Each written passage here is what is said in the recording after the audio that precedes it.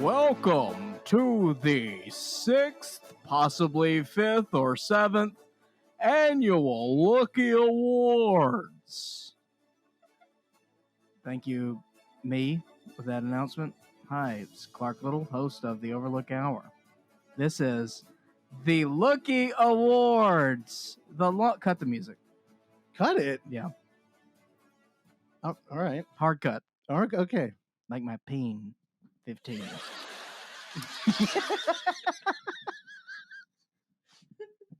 Lookies, baby, how you feeling? You love Mixed? it. Nice. Oh my God. Mixed. This is your favorite show of the year. It's I stress over this show and I don't know why. Can I tell you? I generally do like these because it just kind of wraps up the year. This year, from the bottom of my heart, could not give less of a shit.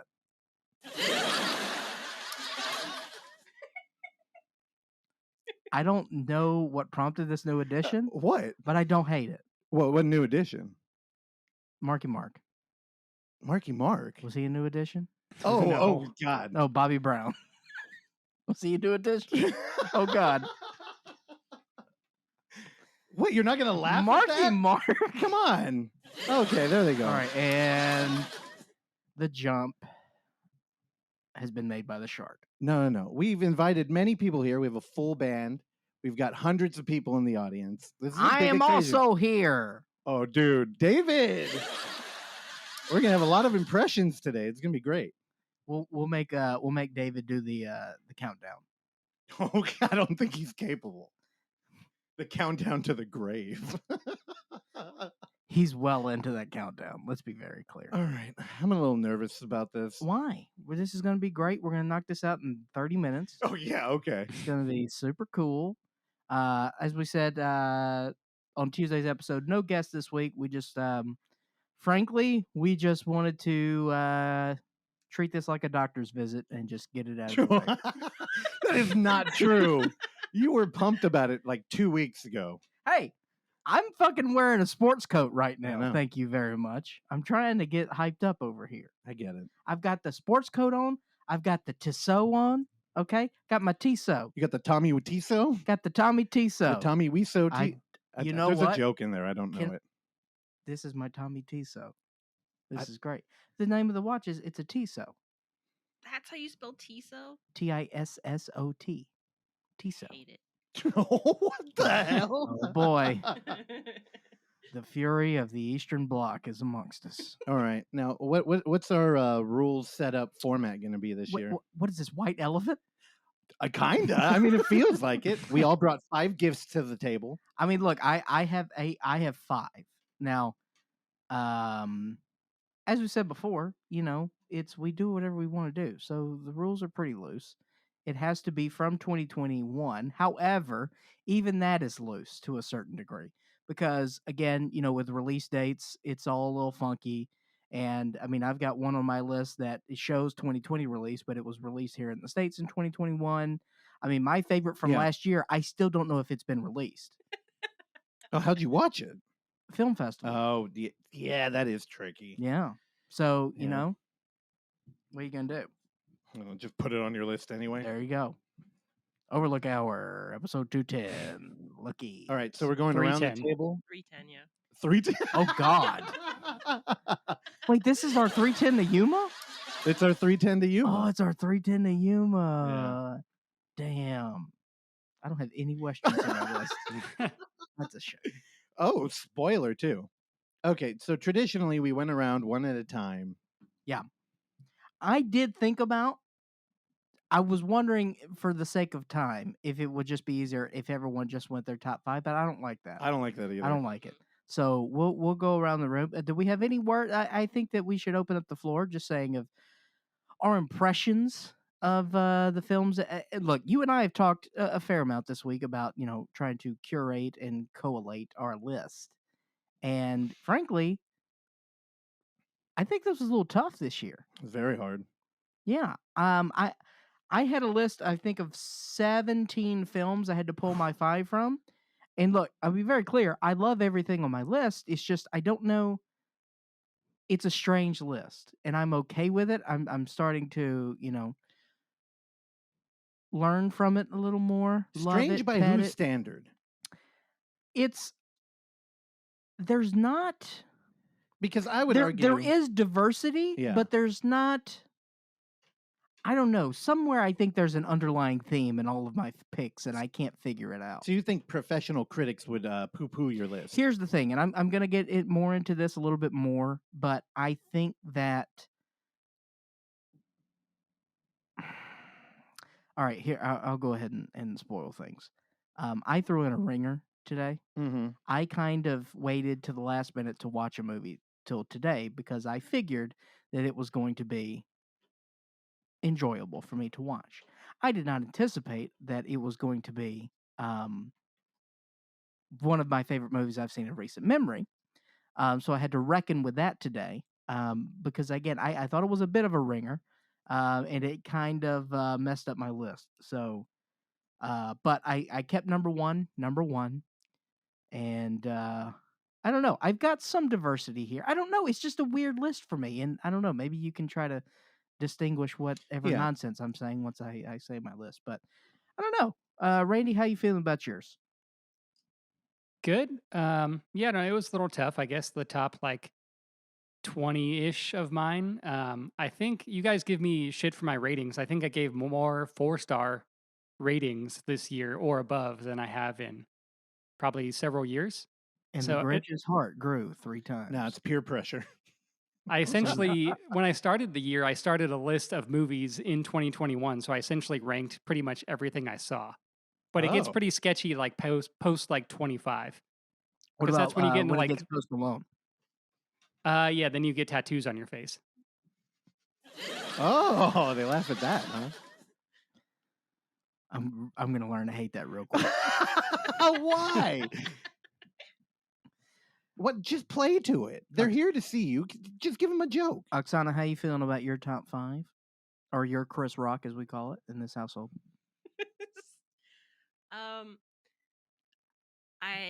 The way I justified because there was stuff I wanted to put on my list. Yesterday I had Like a list Wolf of Cop 2? 10, but it's not this year, sadly. Okay. I mean, maybe Wolf Cop 3 for next year. Is I that a had real thing? That didn't get a laugh. It was basically I had to use some kind of rule, I guess, of how to decide what gets cut, and I think it's just really how personally affected I was by the film. Wow.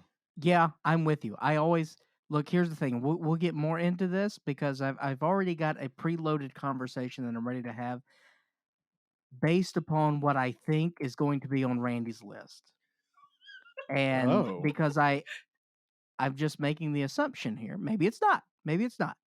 But regardless, I think it's an interesting conversation to have. Yes, all of these movies had to hit me a certain way. That's why it's here. But again, it's not the diversity that I was looking for. Well, I mean, I tried to go off of movies that I was still interested in. Because, you watch something, and a lot of the time on the show, we don't have a lot of time to mull through ideas or really refine anything super interesting to say. So when you hear a title again, if I was piqued or I'm oh shit, I would like to watch that again now, then it's I think that has more value. There are elements of horror in 4 out of my 5 picks. Oh, wow. Possibly you could make maybe a slight argument for the 5th one. Okay. But all of these took me on an unexpected journey. Ooh. So that is why. The last minute viewing seems kind of like the most uphill battle for a movie, I think, because you really don't get as much time to sit with it. For sure. So I'm surprised whenever something last minute makes it into my list. All right. Well, speaking of that, I want to play a new game. Oh no. Into the Lookies. Okay. All right. We call this segment the cutting room floor. What? Okay. Pick something. Okay. I mean, we paid them. All right. Explain Pick the rules. something else. Come on, the rules. the cutting room floor. No, what I want to do is I want everyone to list a couple movies, some heavy hitters that did not make your list. Oh, okay. All right. Red Rocket, not on my list. Oh, what? Same. Wait, hold on. Now this doesn't work if it made other people's list, though. I'm just saying this is what we call a little tease. Okay. Just saying for us. Okay. Red Rocket did not make my list. Nightmare Alley. And you've been stalking that actress ever since you watched it. We're in love. Don't worry about it. Nightmare Alley did not Okay. make my list. Love Nightmare Alley. I'm bummed. I really thought it was going to. Malignant Oh, what? You Did cut not- did not make my list. All right. Now, the only conversation we've had pre-awards has been between me and you, and all of those were on your list before. Changed it. Psycho Gorman, Okay. not on my list. The aforementioned Boiling Point. One of the movie I love Boiling Point. Did not make my list. And what's one more good one here? Zola Oh, yeah. did not make my list. Well, you know what? Let me just piggyback off that. Here we go. None of those made my list either. Okay. And I liked all of them. We even have a guest in that list, but yeah, loved them. None of them made mine. Any other big ones? There's a couple of things that Also, Licorice Pizza, not on my list. ditto. And man, I love that movie. I got a damn tattoo. West Side Story, on my list. Whoa, they're quiet there. Oh, well, You got a little. It's a small laugh. It's a small laugh. Let's be honest. All right. Yeah, I don't know. A lot of the stuff that I think Kill the music. This is kill them. dude. It's almost. It was over. for an intro. I didn't want it bad for the whole thing. No, I think you did good. Those were all big movies that are probably all on Randy's list. So No. I think you outed him. All right, None of there them they are. are. There they are. Oksana, you got any? I do. Last Matinee. Oh. Oh, good one. Fuck, I didn't even think of that one. I know, because it's listed as a 2020 movie, but it wasn't released Yeah. until 2021. Yeah. And it's really fucking good. I like that movie a lot. A lot of bad conversation around it too. A lot of people don't understand like that movie had a lot of fun at its core, and they're like, "Oh, this was a really good slasher," and it's like, or they're like, "Oh, this ain't a Giallo," rolling their eyes, and it's like, "Fuck you! What are you, Jinko Giallo? Jingle Jallo. Jinko Giallo?" Another one. I listed it originally on my tiny list I made yesterday, and cut it. Was Ghostbusters Afterlife. Oh, more like Ghostbusters Afterthought. I want to be very clear. I really enjoyed Ghostbusters. Me I had a too. blast. Too. And I heard a couple of people talk about it on the Dragula podcast. One of them didn't like it because it was too aimed at kids, at least they thought. Which I don't know. They didn't pay attention.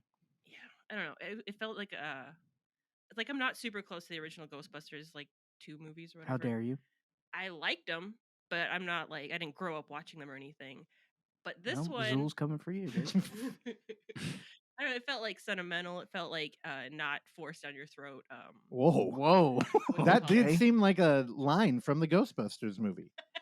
Who historically taught me about the birds and the bees with the gatekeeper and the keymaster. Speaking of force down your throat, last Oh. night I was not going to mention this, Oh no! but I'm going to mention Oh, this now. no. Now, all right. now the reasons of why this happened are not important. Oh.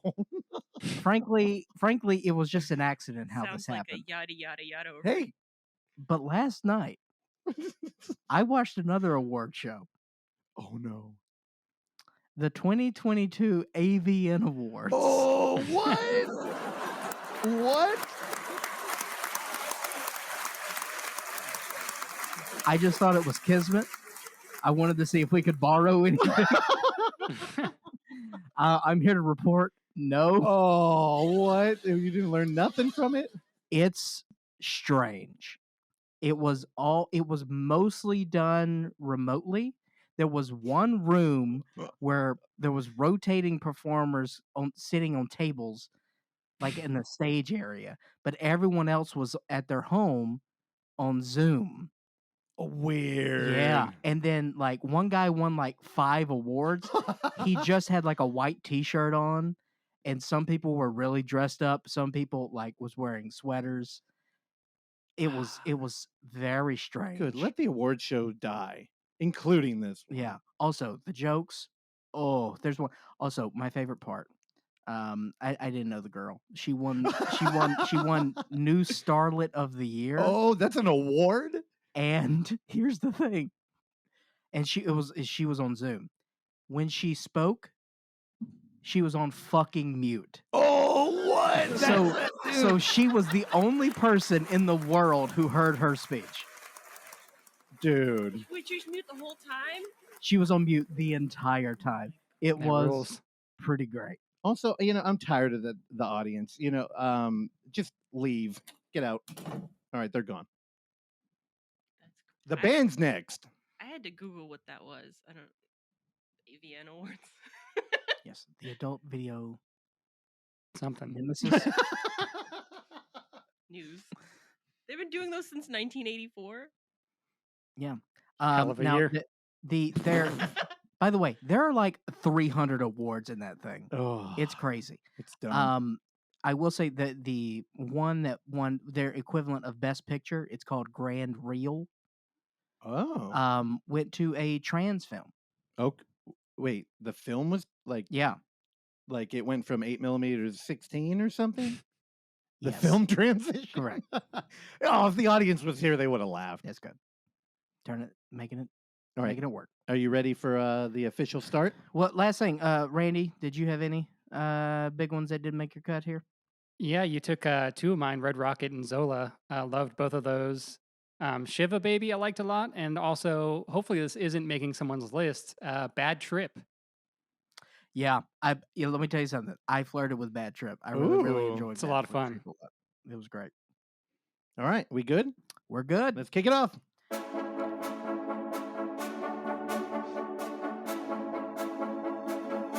The Lookie Awards Top 5.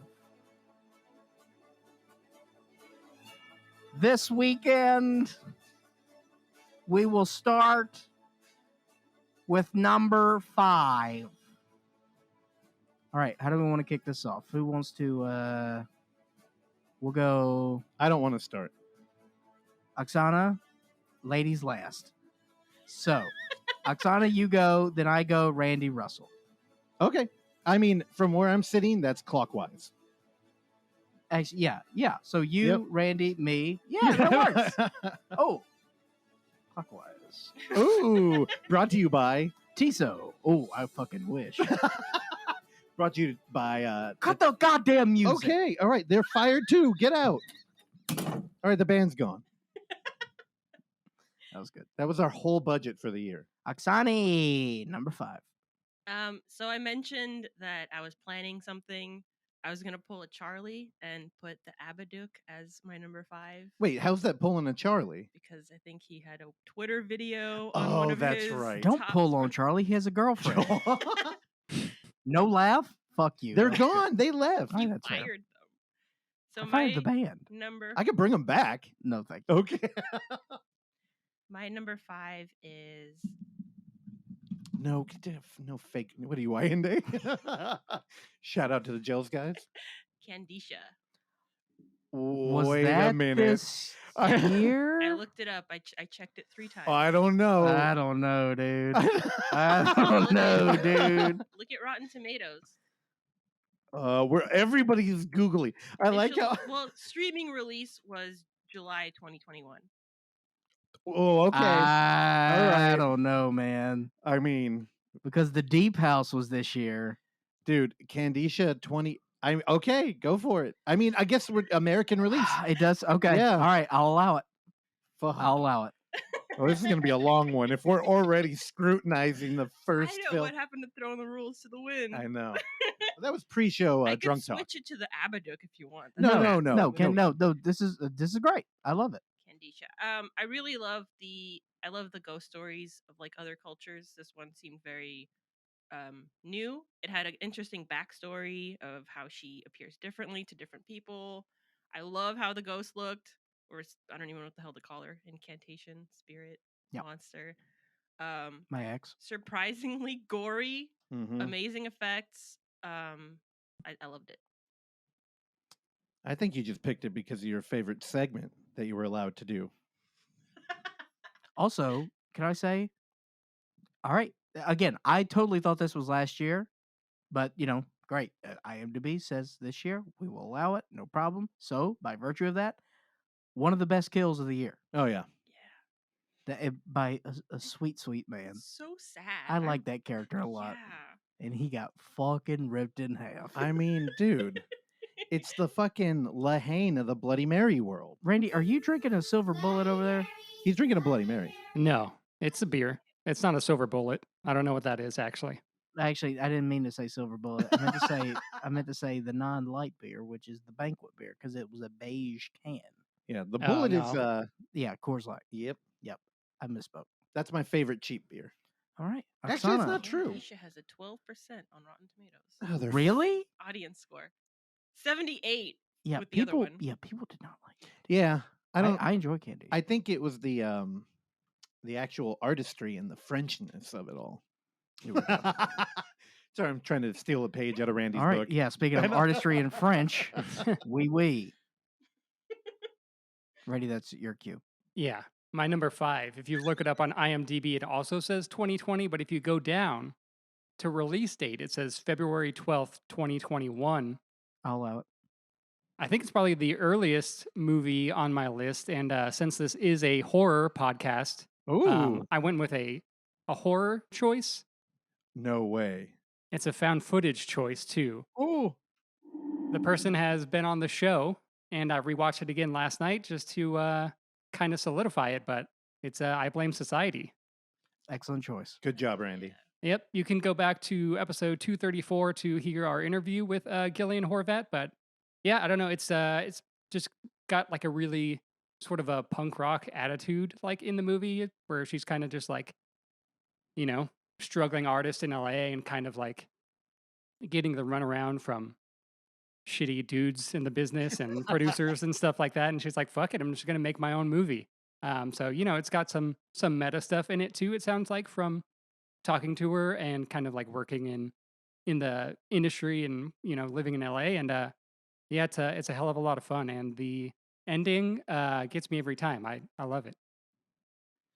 Absolutely love this pick. Love this movie. Did not make my list. Did not mention it because I was hoping someone else was going to say it and I didn't want to steal the thunder. Now, I do want to jump in here. Found footage is definitely something close to us. I'm not fucking with anybody who's been related to any of our film fests. And it's only because if they're in our fest, that is us saying we love it. And I kind of want to talk about other things on here, especially with next month being Found Footage February. Okay. Got a lot of celebrating. And also, I Blame Society opened our online fest because we had to show people we were serious, but also that we were having fun. Yeah. And amazing film. Yeah. Also, my number 1 review, I think, on Letterboxd, which is just I Blame Society greater than Promising Young Woman. There's no question. Stand by that. There's no question. Well, I think this is a very, very fortunate chain of events that is happening right now. As Randy just mentioned, a movie that we have talked about on this show. We have interviewed said filmmaker on this show. We showed this in the film festival, and all of those match my pick. Oh, all right. We have talked to this gentleman multiple times. Uh-oh. We may or may not be showing his work in the near future. I have no idea. This is Bad Benign. Benign. Dude. That is my number 5. When I was thinking about, I wanted to have a I have to have some sort of comedic element in my top 5 list, and I was trying to figure out what was going to take that spot, and it was between this and Bad Trip. And for a while, I thought about maybe splitting the baby. Oh, I didn't even think of Bad Trip. Yeah, thought about splitting the baby there, but decided that it was time for Nigel to etch his place in my top 5 as even, again, Bad Benign is not my favorite of the franchise. That belongs to 7. But I loved Benign.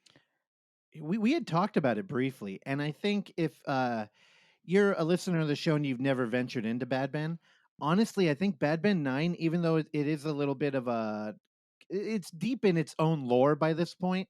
I think it's a great example of the best of the franchise. Like, it's all in the house. It's got a lot of great moments. It's never full boring. throttle Nigel. Yeah, I really do think that is a great example of all of his work. Yeah. Yeah. Although you are right, number 7 is just bonkers. That shit is I weird. love 7, but and I love this. I just think that, I mean, look, you remember when we watched this film, we had to pause it because I couldn't You breathe. couldn't stop. Yeah. I couldn't stop laughing. You fell on the ground. I fell on the laughing, ground, convulsing. trying to breathe. Yeah. I mean, one dude in his own Marijuana is home. a hell of a drug. It's crazy, dude. Yeah, Nigel, dude, good job. I didn't even think. I think my list might be a little weird because it's so hard. There's so much film, and we watch it all year, and we kind of like dance with it one time, and then it moves on into the ether. Yeah. Because you mentioned earlier, a lot of the time when we watch movies, it's homework. Like, it does kind of feel that way. Like, Yeah. oh, I got to watch something so I can talk about it. Yeah. And we might end up loving it, but once we talk about it on here, rarely do I ever revisit Yeah, it. we gotta keep putting coal in the train, dude. I mean, fuck. Think of all the movies we cover on here. Like, each of us might do 2 films a week. Yeah. And then, you want to try and say something interesting about it. Yeah, it makes you think, what's life living for, man? I don't know. I mean, honestly, this is one of my highlights of every week. What's So. this life Same. for? All right. Well, it's my turn. I'm going to let you guys pick. Again, I can't do a top What 5. the fuck does that mean? I can't do a top 5.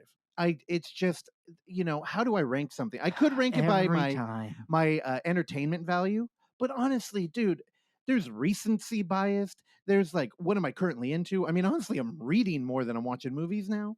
I don't know how I feel about that. But I do have categories, so I'm gonna throw them out. Okay.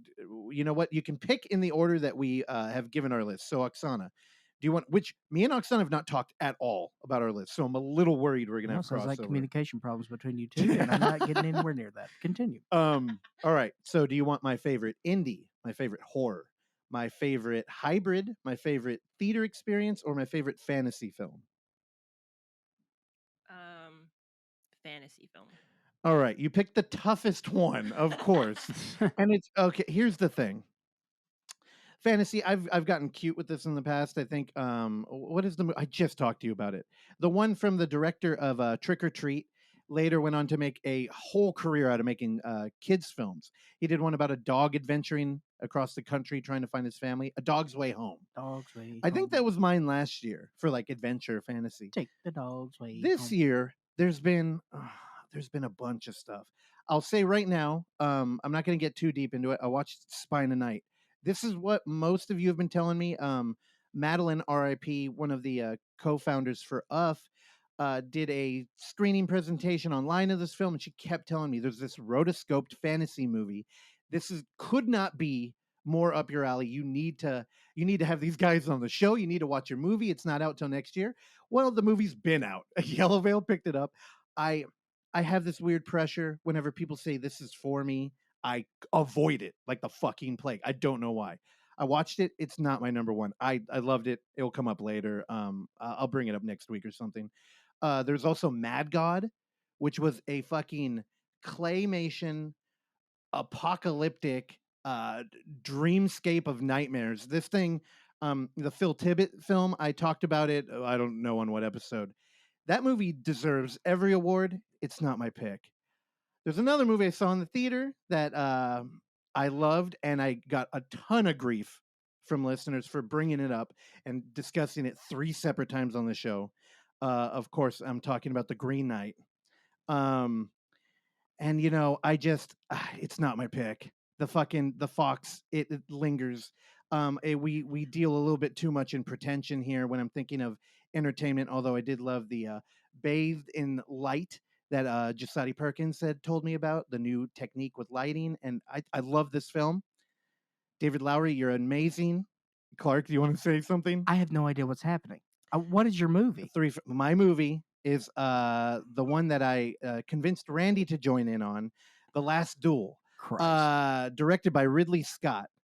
with writers of Matt Damon and Ben Affleck, based on a true book. Now, I'm breaking many of my own fantasy rules here. This is You left one out too, I think. Which one? Nicole Holofcener. What is She that? writes the third part. Oh, I did. Okay. No. Yeah, there is one. I was trying to make a point that I hate Ben She's a Affleck and I lady. hate Matt Damon.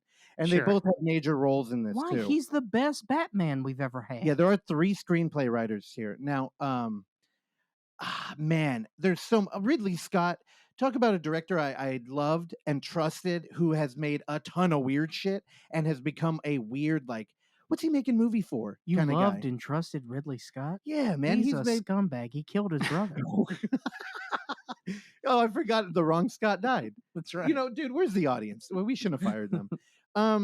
Anyway, I came into this film. This is another one. I avoided it. I'm like, wait, there's a okay, one, I don't love historical films. Like, dude, I want fantasy elements. Now, without going deep in this film, because we haven't talked about it on the show, the reason it is my favorite fantasy film is because when you talk about tabletop games and being here, I'll start with that. I think being a nerd is exploring systems and understanding how they work. This is why we love Marvel movies or Star Wars, both of which I'm thoroughly bored with. But when you're dealing with fantasy, Tolkien, you know, he created a world. He's a linguist. With The Last Duel, we get a great example of France in the fucking 1200s, seen through 3 different eyes. And we're doing a Rashomon thing here. So we have like some interesting film language. I think Ridley Scott directed the fuck out of this film. And there are moments in it that I still think about. There's a moment where Matt Damon is being knighted in the middle of the woods, and there's a small treasure chest on a stump. And a representative of the church takes out a necklace and knights him for the second time. A dude who's driven by honor in such a way that he would give up everything to enter war for the king as a kind of like one of 3 main character storyline. I mean, I love it. There's talks of land ownership. They write out and look it over. There are maps drawn out, dowries. There's a man paid in 300 gold coins who gives signature and stamps in wax a document. I fucking loved it. I love this goddamn movie. Out of nowhere. This was a last minute watch for me too. Fantastic film. I could not be more thrilled about it. So if you're a D&D player and you've recommended people watch Conan the Destroyer, which is a great example of what the feel of that game is, if you play the game we've been playing for 5 years, Adventurer Conqueror King, or if you're interested, I recommend you watch The Last Duel. That's what it's about. Being feudal England and owning land. And there's a moment in this film where they collect taxes. Absolutely love it. Okay. I am as CEO and proprietor of this show, I'm enforcing a new rule from here on out. No, don't bring up a time clock. You cannot besmirch any quote cool guy movies coming Oh from hell me no! This because is of my this cool Ridley guy. Scott bullshit. No. This is so my when cool I guy. bring to the table, Oh, fucking Guy Ritchie movies, oh no! that are fucking cool. All right, you be cool too. I promise you. And when Moonfall hits the U.S. and I talk about how it's the greatest movie of all time, you're gonna agree, and you're gonna hit that laugh and applause button the whole way. There's through. no button. And you're gonna have a great time. All right, the theater of the mind. Also, your segments can't go 30 minutes. When this was my most complicated one. This won't happen again. Fantastic film. I fucked up. I should have saw it in the theater. This is one of the rare films too that played in the theater. Also, Adam Driver, love him. He's one of the, yeah. I'm not even gonna talk. Maybe it will come up later on. He's good. He's really good. Matt Damon looks really cool. Matt Damon, you mean Theo Von? Beat you to it, Randy. And if the audience was here, they'd be dying. But I was so mad when Randy texted that. He's like, dude, Theo Von was So great. good. Like, you stole my fucking joke, dude. All right. Yeah, Last Duel, my favorite fantasy film. All right. Hell yeah. Breaking rules. It's time for What, they're gone. You want me to get them back? Yeah, no, don't worry about it. Okay. I'll bring it, David. Now it is time for number 4. Today I was thinking of numbers. Oksana, I think he's done. Okay. I'm just gonna cut him off. The parody of a paid guest is that's a new low for you. Yeah. All right. 2022. And I do promise I Gloves are off. will not make fun of your cool guy films. Thank you so much. I promise you. Thank you so much. Oksana, number 4. I almost mentioned Mad God as one of the ones that didn't make my list, but I love because that movie's amazing and I can't wait to own it and rewatch it. I love claymation stop motion. One of the ones you mentioned actually did make my list, and it was a super last minute watch that we just watched today, and it's Spine of Night. Good. I'm glad. So no one recommended it to me because I'm not like the outspoken fantasy fan or anything. But one of the things that I've always struggled with is the efficiency of skeletons as a military unit. And this movie changed my mind. It had like Metalocalypse levels of like gore. That's the first thing any write up about this says. It's like hyper violent. It's animated, which I enjoyed. So you don't like Harryhausen? I do. There's a lot of that. Have you seen Jason and the Argonauts? Yeah. I'm not sure. I don't think so. she's seen it. Okay. Well, Yeah. I just mean like in tabletops, like Russell's characters love to like resurrect skeletons and then they die in It's not moments. true. You know, the skeletons, the bones are their money. Okay, we got to bring back in the audience at some point. You can't be telling jokes like that, dude. So are the worms. This one, it almost felt like an anthology, even though it was one long epic story that spanned generations. The voice acting was great. Lucy Lawless as the main character, and I forgot to look up who the other guy. Fantastic. I think you're talking about Richard E. Grant as the Guardian. From With Nell and I.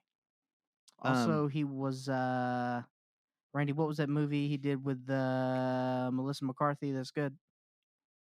The Heat. I don't know. No,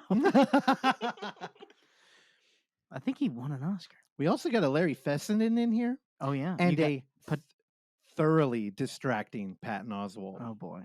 I didn't hate him. Yeah, but it fit the character he was voicing. Did it sound like Ratatouille? Oh, I don't know. Yeah. I've only seen Ratatouille one time, but Ratatouille's great. I mean, it's not like he's doing anything to his voice. I saw a tweet the other day, and Patton Oswalt replied to it.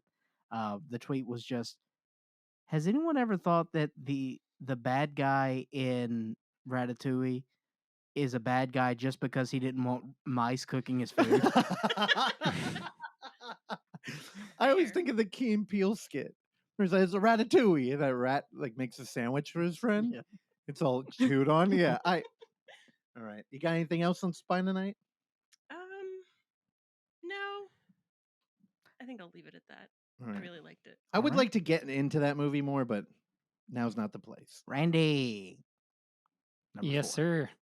My number 4 is a documentary. Sorry, I had to clear my throat. A documentary streaming on Hulu currently. It is a documentary about the Harlem Cultural Music Festival, which took place in Harlem in 1969, the same summer as Woodstock. The footage from this, so it was a event that took place over many weekends, but apparently like hundreds of thousands of people showed up throughout the weekends that the concert was happening. And the footage, I think there was like a one-time event where they showed like 2 hours of it on like news back in like 1969, and then the footage just sat in a basement until the last couple years. So yeah, Summer of Soul, or When the Revolution Could Not Be Televised, directed by Questlove, is my number 4. It opens with just an amazing performance from a very young Stevie Wonder, just absolutely killing it on drums, which I didn't know he was a drummer as well. So it started off the movie strong. There's great performances from B.B. King, Nina Simone, Gladys Knight.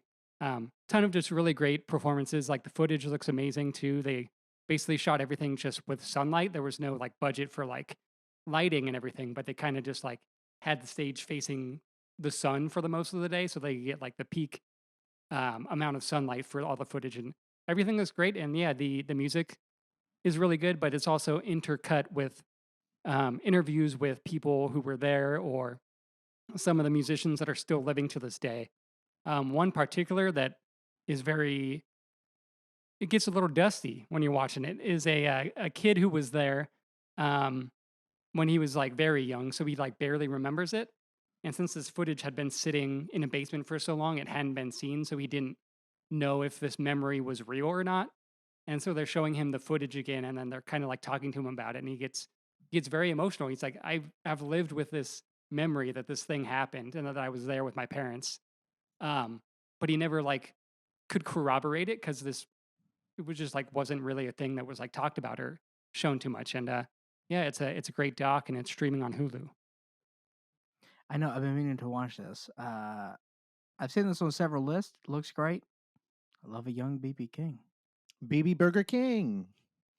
When my Triple B. when I went home, we went. My sister lives like 30 miles from the BB King Museum, Mm-hmm. and so Oh, we yeah. went there in Indianola.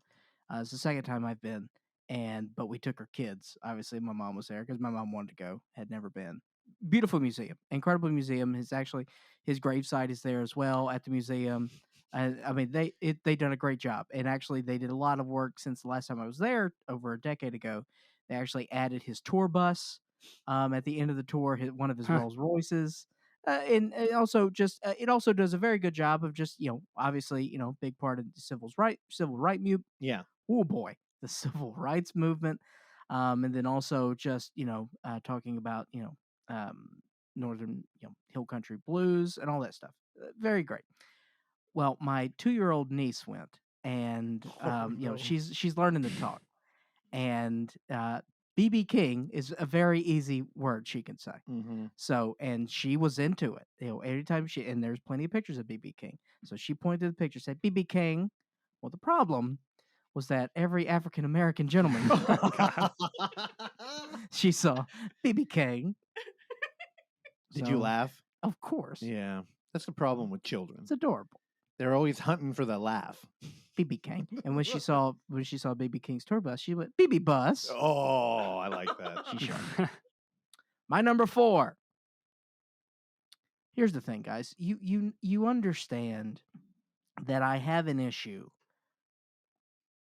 Of course, we talk about my issues with fantasy film all the time. We're going to do your top Correct. 5 issues of Yes. 2021. I mean, I feel like we do every episode to a certain extent. I have a problem with period pieces to a certain extent.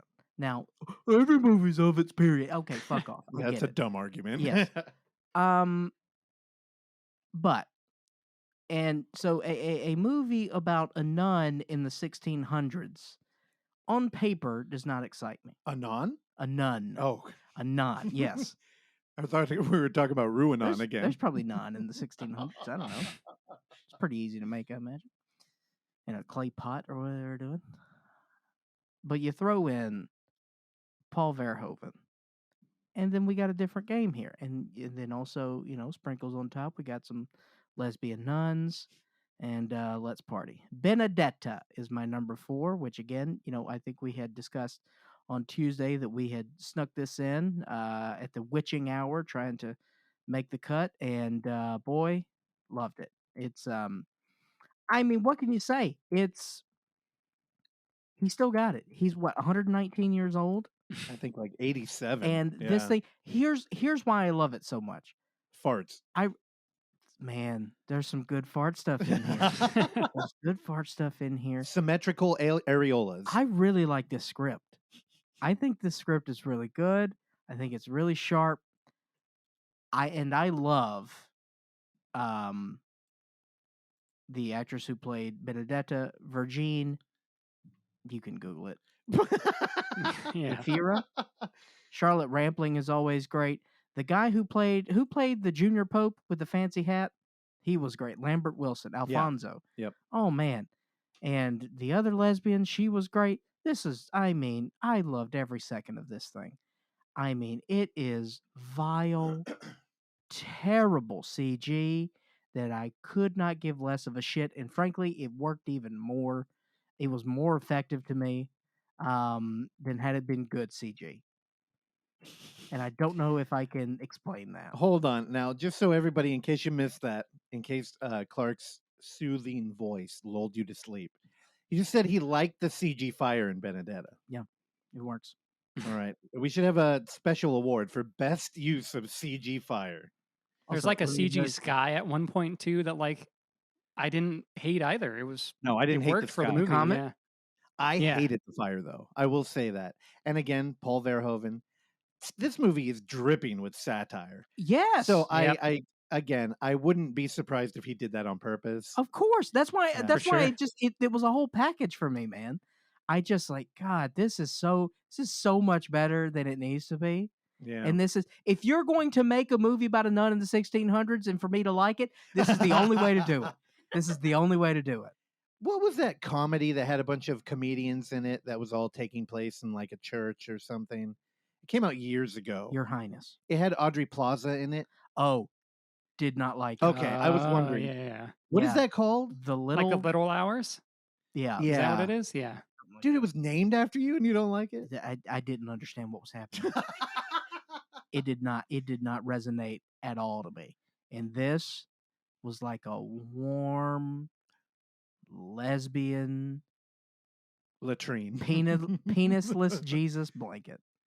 Oh, dude. Jesus. You know, honestly, he could have been in my favorite fantasy of the year. Those fantasy sequence with Jesus, Yeah. I mean, that's joy. Fantastic. That is pure joy. That was some Old Testament justice he was dealing Oh out. man, I love Benedetta.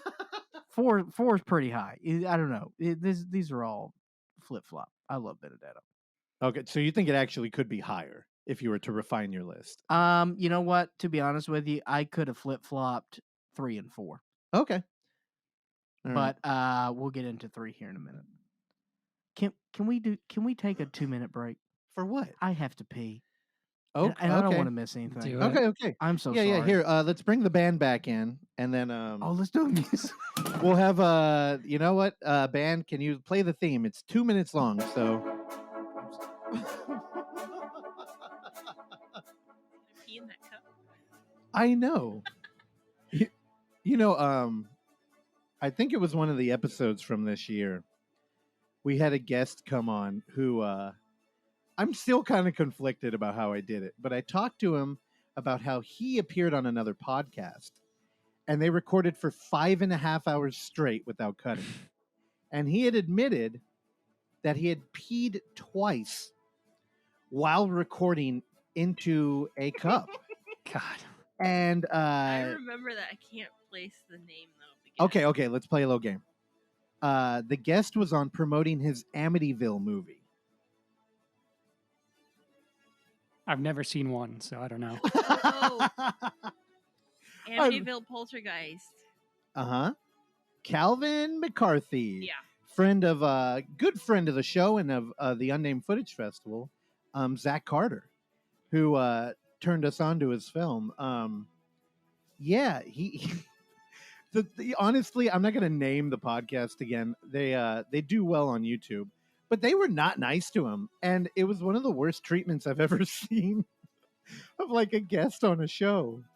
And they He mostly was on just Rogan, ignored him. right? Yeah, it was on Rogan.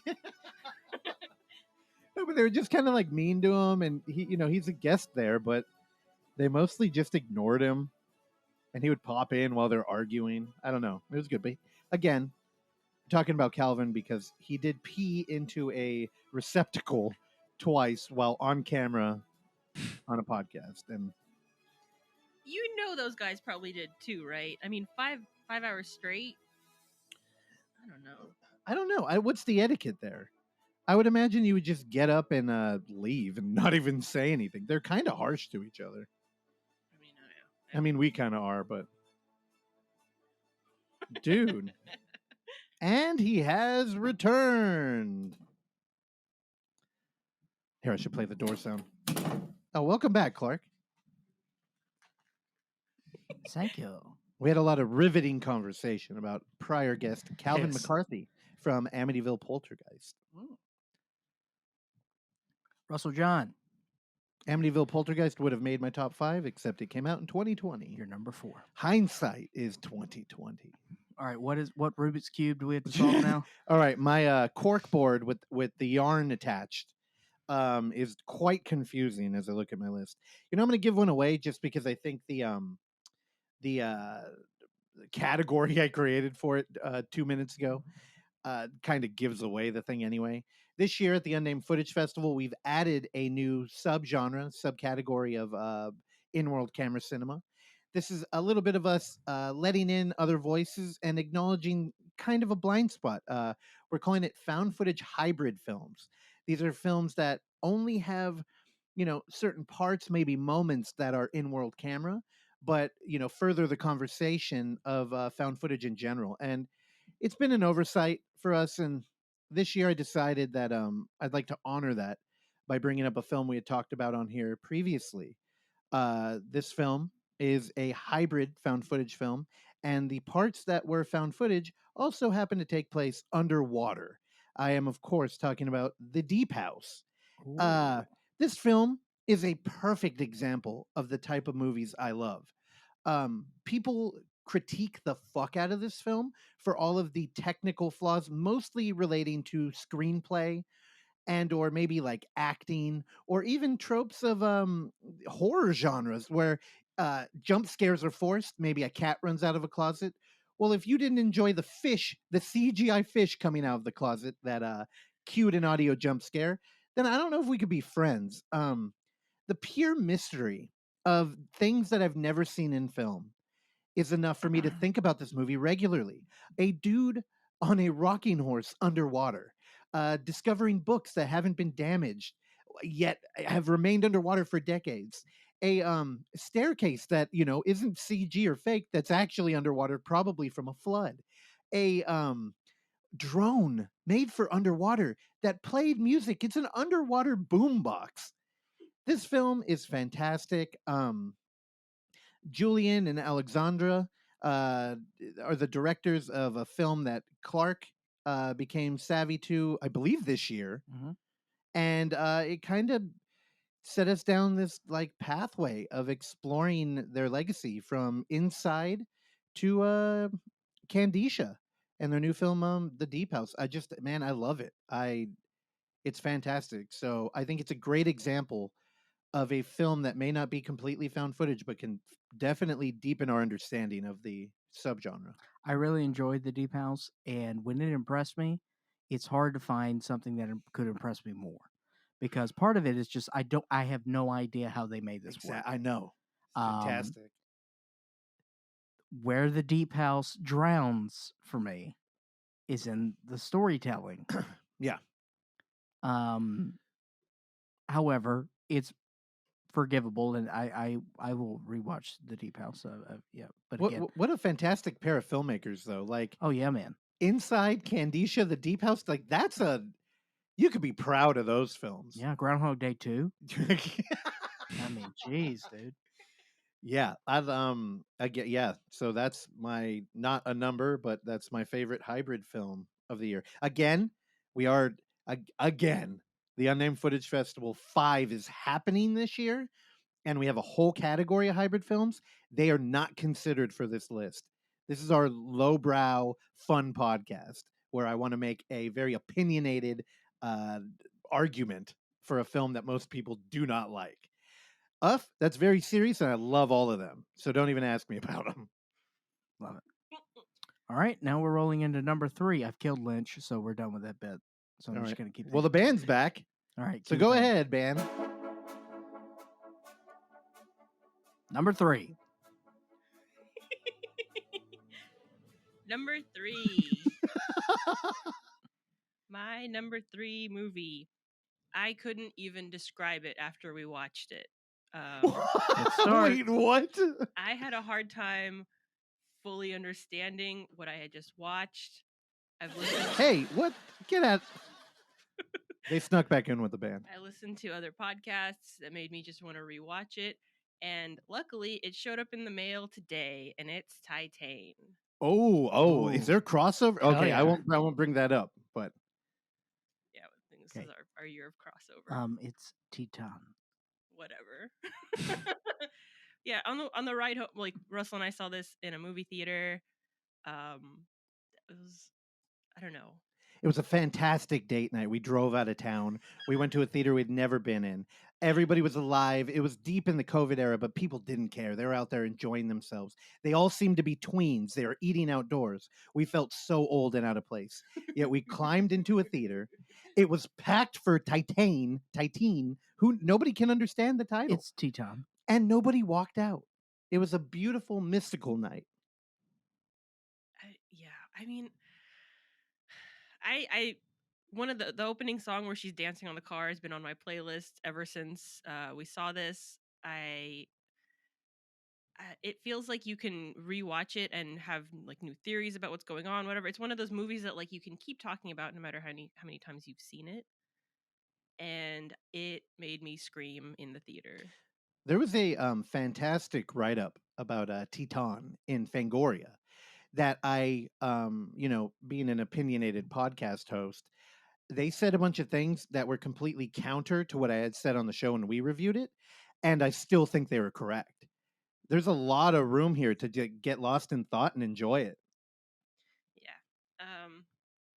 The Cellar Dwellers did a really good, like, they basically like walked through the whole movie and interjected their commentary. That's one of the podcasts I listen to. I do want to read that article. Also, RIP to the Cellar Dwellers. And We now love they're you guys. dead. Yeah. Sorry, we should have never introduced you to Randy. We knew this would happen, but we love you and we still think about you. They joined marbles in the SoundCloud in the sky. Yeah, I don't know. I don't know what else to say about it. All right, well then don't. Yeah, it's fine. You can stop now. Did great. I imagine there will be more talk on this in the very near future. Randy, 3, please. My number 3 is streaming on my favorite pretentious art house streaming service that I pay for and barely use. It's on Mubi.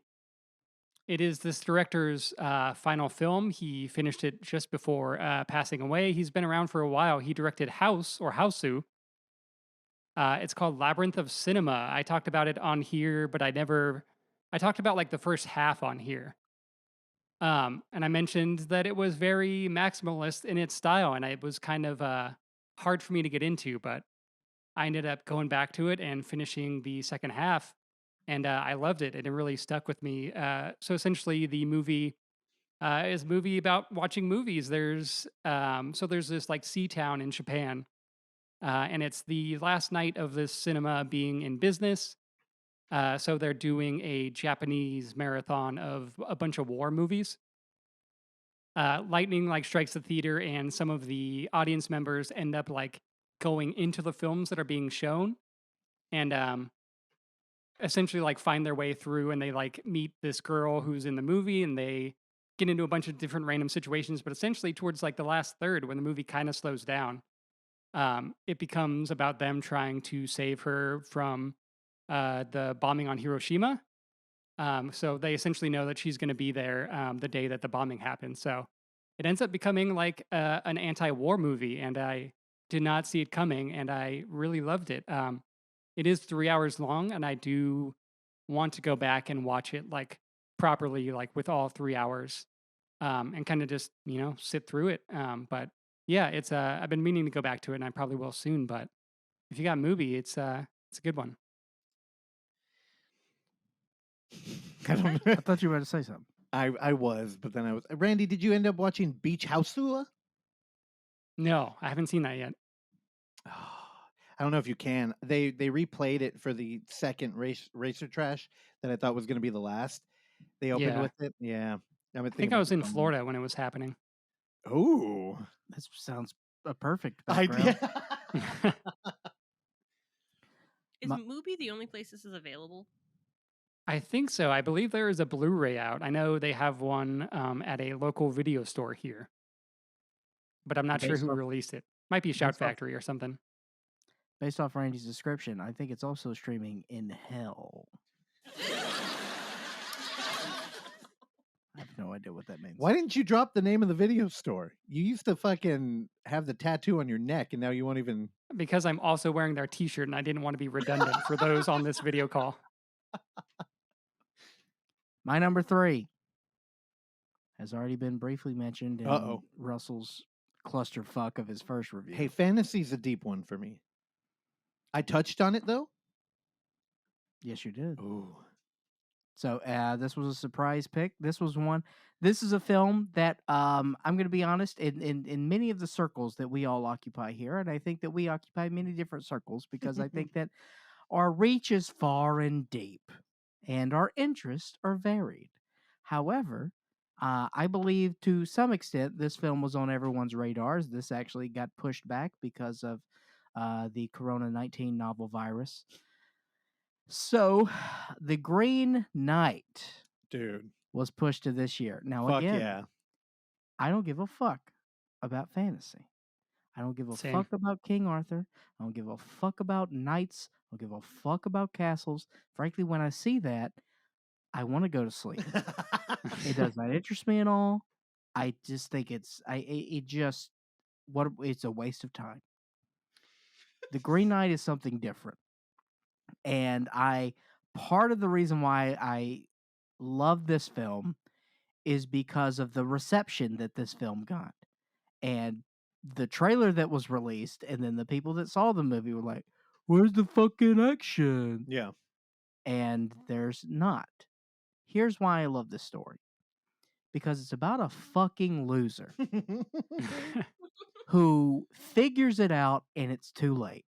And I can only say to all of you, my loved ones here, that it hit a little close to home. And what I mean by that, and in the best of ways, Mhm. because it's just, this motherfucker procrastinated, man. Like, the gauntlet was thrown. He had a year to prepare Yeah. and did absolutely nothing. No, he partied. And he partied with Yeah. whores, man. And then it was time to go. He was like, all right, let's just go do the thing. And I don't know, man. I just think it's a beautiful story, and I love it. Yeah, it's fantastic. I love the Blu-ray I have of it, and I think about it every now and then. The thing about fantasy that I think loses you is I like the conflict of like overly masculine characters, and I think swords are just cooler than guns. Yeah, So I I like, disagree. and honestly, that's part of the reason why I like the Last Duel, because it's kind of like in the face of society, a dude has bent the bureaucratic rule to conjure up this old archaic law that said, you know what, we're gonna fight and God's gonna decide who's right, which just seems so barbaric. Yeah. And it's like, again, the Last Duel, not a lot of combat. There's not a lot of fighting. Yeah. But when it's there, it's there. And with this, we're dealing, it's a road movie to a certain extent as well. Also, Cum is back in movies. Yeah, right. Congratulations. But I'll tell you, I think my favorite scene is towards the end where he's learned some things on his journey, but he's not prepared when he gets to the court of the Green Knight. Yeah. And he gets there, and the Green Knight's not ready for him. And he just sits. One of the more profound moments in the film. And that one really, really hit me. And I don't know, man. I was just enamored by the Green Knight. I'm that makes me so happy. Don't expect any more. Also, you mentioned when he goes on his journey and he's not prepared. The best thing about it is that he gets jumped by some fucking losers who, in turn, Yeah. may be my favorite portrayal of like evil poor people in fantasy ever. Yeah. They're so full of character. Well, it's such a good moment. It kind of reminded me of Holy Grail. Oh, okay. Where you got the people just slapping mud on the ground. Dude, the Last Duel, lot of Holy Grail in there. Really? It just feels like it. Like there are moments with Matt Damon, aka Theo Vaughn, that feel like, oh, this is fucking Lancelot, dude. Like straight up, like, dude, you got to watch it. To be clear, that's my favorite fantasy movie. Okay. Oh, really? Of course. I mean, it was mine for like decades of my life. I mean, it's one of my favorite movies of all time. It's great. Yeah. All All right, my turn. All right, I'm gonna throw back to you guys. What do you want? My favorite I believe indie. it's what? Randy's go. It's Randy's. Yeah, it's right because Oksana did it, and then you skipped one, so it's Randy's, then mine, Yeah. then you do the You last gave one. up your hybrid one Yeah. without anyone picking it. So it's Randy's turn to decide. Oh, okay. You set these rules. Oh, yeah. Randy, you pick. Okay. Randy, what do you want? Do you want my favorite indie adventure? That's just like production, kind of small budget. Do you want my favorite horror film, or do you want my favorite theater experience? Let's go theater experience. All right. Theater, we didn't get out much. Honestly, I'm going to take a moment here and I'm going to plug our local Alamo, the Alamo SF. Jake Eisgard, who's been on the show before, who is a Viking of cinema, has resurrected the fallen bird of legend, and out of the flames comes Terror Tuesday and Weird Wednesday. They're back. I have not been feeling great and potentially contagious, so I've been doing my part in society and staying home. I am, as of tomorrow, will be back in the theater, and I want to see a lot. 2021, I didn't have a ton of theater experiences, but I did make it out to this movie twice. And partially just because we don't get a lot of these films. And by a lot, I mean of the found footage genre, specifically screen life. When we're playing a little bit of logistics here, and it's like, well, if you go on IMDb, this says it came out in 20 blank. This one says it came out in 2018 in Russia, but I'm talking about Profile. Beautiful wartime screen life film. There's a term I fucking hate that one of my loves of my life, he keeps using it. And I'm of course talking about Clark Little here. Gaslighting. I hate it. Gaslight. And it's my own fault. I used to listen to too much politics. I'm really trying to get that out. And yet I'm here talking about a political movie. And gaslighting is when you try to convince somebody that their reality is different. And Profile is a beautiful example. We have an undercover journalist who is dealing with ISIS, and she thinks she's in control. Yet the romantic story offered by this modern day knight, she gets wrapped up in it. And it's fantastic. I mean, if you want to talk about becoming radicalized online, if you want to talk about war in international waters, if you want to talk about format and how the way you make your film can really change the way the story's told and felt. This film had me guessing at who the editor was, whose computer were on. It had me guessing what we were going to do. It constantly had me amazed at the way they used like Foley diegetic noise, because I don't think it's really there. There's a train outside of her apartment that becomes important to the narrative. It has me thinking of the Blue Angel and early talkies, and just how incredible, like how much one noise can like conjure up in an audience. Like we all get it. That's the bell hitting midnight. We all know what that means, and we didn't waste any exposition on it. Profile was fantastic, and I went twice, and both times I left enamored. And we're not showing it at our film fest, so I wanted to give it the platform again.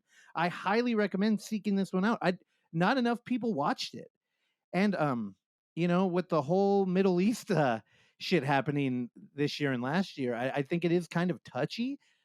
But I mean, this is dealing with English folk, so I thought this was just above mediocre.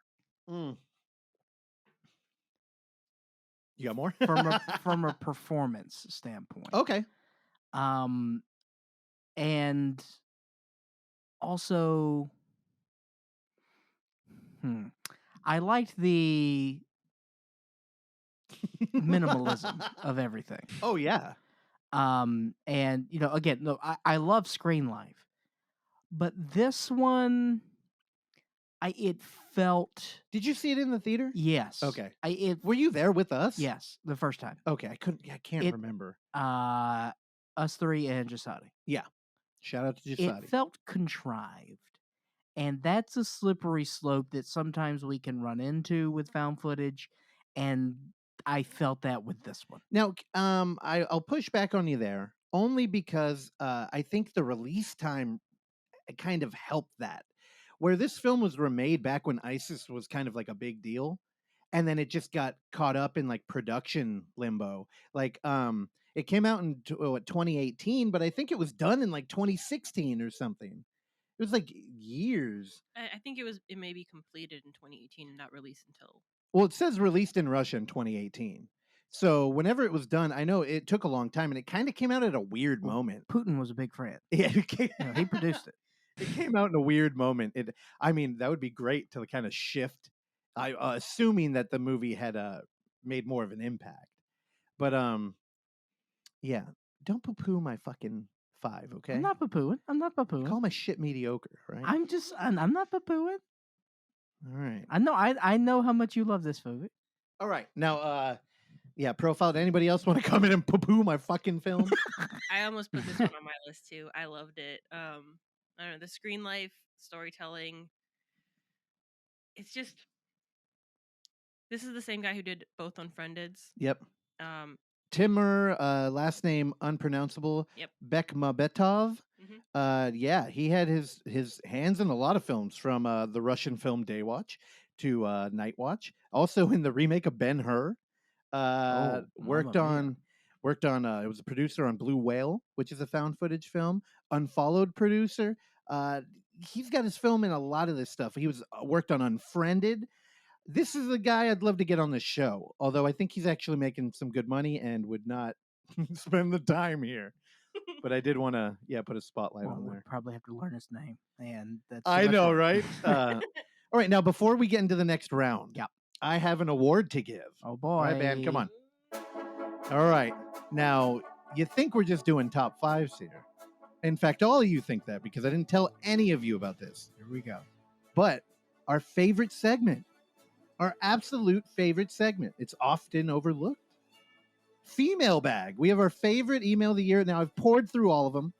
I believe we had multiples upwards of 2 to 3. One of them was a callback to one of our favorite guests who is still AWOL. I don't know if we're exactly looking for him, but Creepy Clark, and they wanted some 2-sentence horror stories. You know, I see you out there, Brench Fry, but I don't know if it's ever going to happen. But I put a little star on your email, may come back to it. But we did get an email from recently mentioned Jasadi, who decided to put an end to our final duel. The last, I always want to call it the final duel. I know. Final count. The last duel between me and Clark about CG Snow. Okay. Jasadi writes, Russ, I don't know what you've been smoking. Maybe it's the bang bangs, maybe it's the vid. But Polaroid clearly has CGI snow. That doesn't negate the fact that there was real snow at the end. Clearly, we see the lead actress, Catherine, yes, I Googled that, had somehow snow in her hair. The director clearly wanted that scene to be a winter wonderland.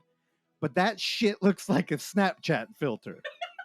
Clark, with an E in your name, I'll mind you. God. Clark, you're a national treasure. Don't ever change. Let's go, Brandon.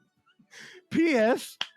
I DM'd the cinematographer of Polaroid to confirm the CG snow. He left me on red. Again, that is our best email.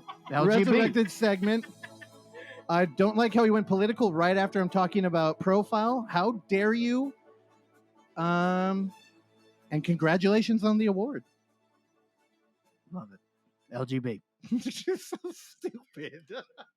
Here's the problem. There are so many film fans who deeply in the core of their it has changed in the 2016 presidency.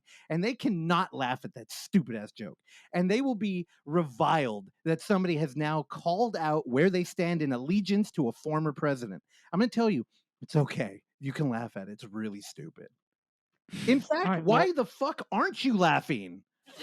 Okay. All right. Well, we'd like to thank Ben Shapiro for his time here on the show. Do not.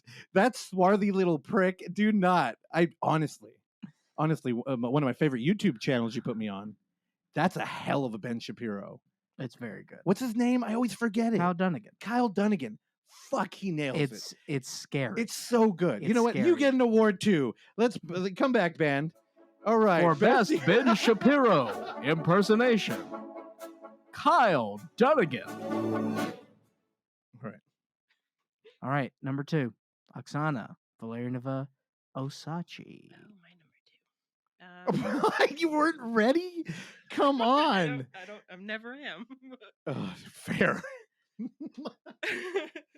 So I mentioned that Profile almost made it onto my list, and I was hoping it ended up on someone else's, so I left it off even though I loved it. But I couldn't not include the Deep House on mine, so it is my number 2. Oh, damn it. All Yeah. right, crossover. I mean, it's deserved. I think most underwater movies make me feel like I have to hold my breath too. They make me feel claustrophobic, like I'm gonna get crushed by the weight of the ocean, which just like added to how good this movie already is. So I loved it. Wow, I thought for sure that the Deep House was so distant in like our love of like that exploring that filmography that I would be the only one. Yeah. Absolutely not. And I love that fish. I jumped so hard at that fish both times. I think he showed up twice. I hate large fish, but that's not why I jumped. I don't know. I love this. I don't understand how anyone could not love it. I mean, I get Because the problems with exposition is painful. Well, a lot of the storytelling, there's so many like subplots in that movie that never go anywhere. At the end of the day, though, I'm just like they were under fucking water in it. Yeah, no, I agree with you, man. I mean, if I had I could have put that in the section of missed theater opportunity because man, I would have fucking loved to watch it in the theater. Yeah. I would definitely go if they showed this. Oh man, that would have crushed in the Little Roxy. Oh, maybe not the little. It needs a bigger screen. Yes, that was the implied joke. Oh, okay. Oh, they got it. They did. Well, they're savvy. Randy Michael, Yes, sir. number deuce. So there is a filmmaker named Edgar Wright who made 2 films this year. One that I really did not care for, called Last Night in Soho. Oh, wow. But- Shots fired. He also introduced me to a band called Sparks. But this is not about his documentary, The Sparks Brothers. Oh shit! This is about the movie Annette, the musical featuring Adam Driver, who we're mentioning again, playing Henry McHenry, who is a stand-up comedian, maybe, quote unquote.